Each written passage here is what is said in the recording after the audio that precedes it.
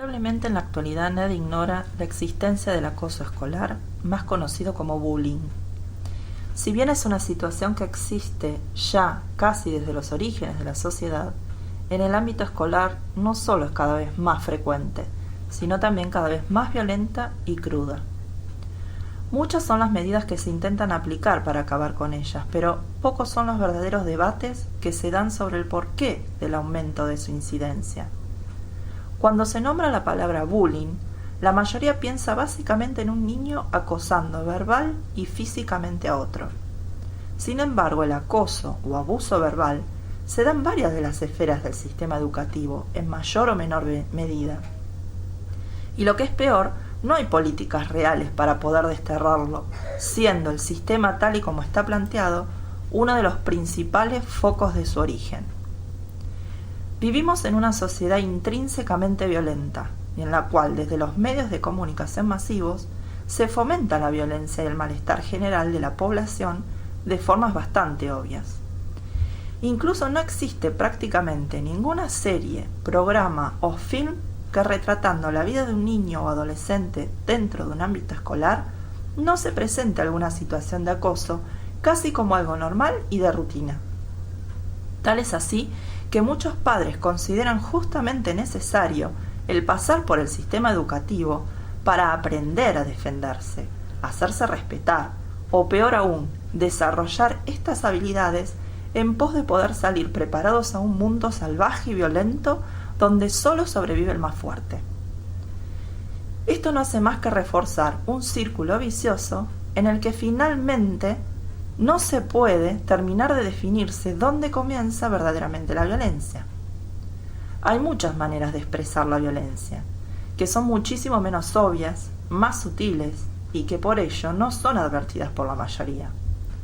Desde un docente que humilla enfrente a todos a un alumno o lo compara con otro, o decide no meterse en una disputa entre dos estudiantes, o peor, termina penando el accionar tanto de víctima como victimario, también está ejerciendo violencia. Cuando una autoridad desprecia la forma de trabajar de un docente frente a sus alumnos, también está ejerciendo violencia. Cuando padres maldicen delante de los hijos a un docente o entidad, ejercen violencia. Cuando hay conflictos, muchas veces generados por situaciones de bullying, entre padres y autoridades, también muchas veces se terminan en situaciones de violencia. Nunca nada más cierto, aunque suene trillado, que aquello de que la violencia genera violencia. En los años 60 se realizó un experimento que arrojó resultados espeluznantes en relación a la obediencia a la autoridad. Fue el experimento Milgram, de psicología social, llevado a cabo por Stanley Milgram, psicólogo en la Universidad de Yale, bajo el título Estudio del comportamiento de la obediencia. Los resultados del experimento fueron resumidos en 1974 en su libro Obediencia a la autoridad, la perspectiva experimental. El fin de la prueba era medir la disposición de un participante para obedecer las órdenes de una autoridad que llevaba guardapolvo blanco como los científicos, aun cuando éstas pudieran entrar en conflicto con su conciencia personal. El investigador persuade al participante para que dé lo que éste cree son descargas eléctricas dolorosas a otro sujeto, el cual es un actor que simula recibirlas.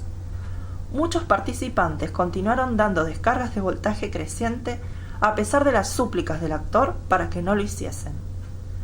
Milgram ideó estos experimentos para responder a la pregunta: ¿podría ser que Eichmann, el genocida nazi, y su millón de cómplices en el Holocausto solo estuvieran siguiendo órdenes? ¿Podríamos llamarlos a todos cómplices? Milgram resumiría el experimento en su artículo Los peligros de la obediencia en 1974, escribiendo: los aspectos legales y filosóficos de la obediencia son de enorme importancia, pero dicen muy poco sobre cómo la mayoría de la gente se comporta en situaciones concretas.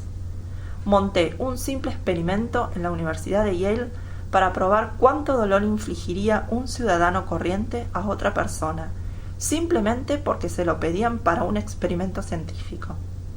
La férrea autoridad se impuso a los fuertes imperativos morales de los sujetos, los participantes, de lastimar a otros, y con los gritos de las víctimas sonando en los oídos de los sujetos, la autoridad subyugaba con mayor frecuencia. La extrema buena voluntad de los adultos de aceptar casi cualquier requerimiento ordenado por la autoridad constituye el principal descubrimiento del estudio. A la luz de lo dicho antes y en relación a este experimento, es bastante incómodo caer en la cuenta de que muchas veces nosotros somos padres que hemos sucumbido a los dictados de la autoridad y hemos cometido bullying contra nuestros propios hijos, por mera ignorancia. No se trata de autocastigarnos, porque también sería violento, sino de aprender de la experiencia y nunca, jamás, volver a tropezar con la misma piedra. Hay decisiones en la vida que no pueden negociarse. Es asombrosa la capacidad de conformidad, transigencia, aguante y adaptabilidad, si cabe la palabra, que pueden tener algunos seres humanos para tolerar lo intolerable. Pero esto es así porque venimos de un sistema que ha castigado siempre el error. Un sistema que nos ha hecho dependientes de lo que dicen los expertos o los especialistas, que hace que la gente actúe con miedo o que directamente no se atreva a actuar en absoluto. Justamente por eso es necesario e incluso urgente que cambiemos los viejos patrones de conducta. La gran mayoría tiene miedo, se abatata ante los problemas gracias al poder de la obediencia con el que nos han educado. Por eso también nos alteran tanto las críticas directas o solapadas.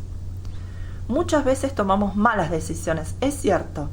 Sin embargo, cuando decimos un basta a medias en una determinada situación o tomamos una decisión por pura desesperación sin realmente estar seguros, terminamos corriendo el riesgo de equivocarnos muchísimo peor, porque de volver a como estábamos antes, a esa falsa zona de confort, al menos tendremos aquel consuelo de tontos, más vale malo conocido que bueno por conocer. Existe a pesar de todo y siempre la posibilidad de cambiar.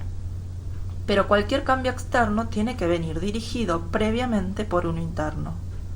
Cuantos más seguros estemos de lo que queremos, más seguros estaremos de cómo conseguirlo.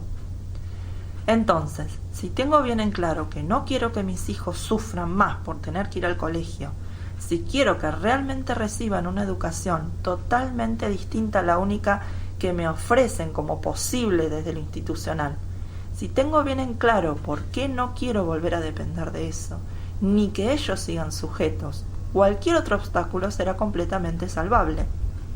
Porque de esto también aprenden nuestros hijos. Aunque no lo parezca, ellos, independientemente de la edad, también incorporarán algo tan importante, que gracias a eso, llamado ejemplo, cómo se resuelven los problemas, cómo lidiar con la disconformidad y qué hacer con ella. Y en el caso del acoso, decidir sacarlos del foco de la violencia, protegerlos con una decisión segura que va más allá de probar con 33 escuelas diferentes, los niños crecerán seguros de que su bienestar es lo primero y aprenderán que no tienen por qué soportar maltrato, diga quien lo diga, ni ninguna situación de esa naturaleza. Si nuestros hijos son víctimas de la violencia escolar, sea esta leve o no, no deberíamos permitirlo y deberíamos enseñarles que decir basta no es aprender a defenderse con los mismos métodos que sufro como víctima, sino haciendo ejercer mis derechos, conocerlos y defenderlos. Y en este caso, educarse en el hogar es uno de ellos.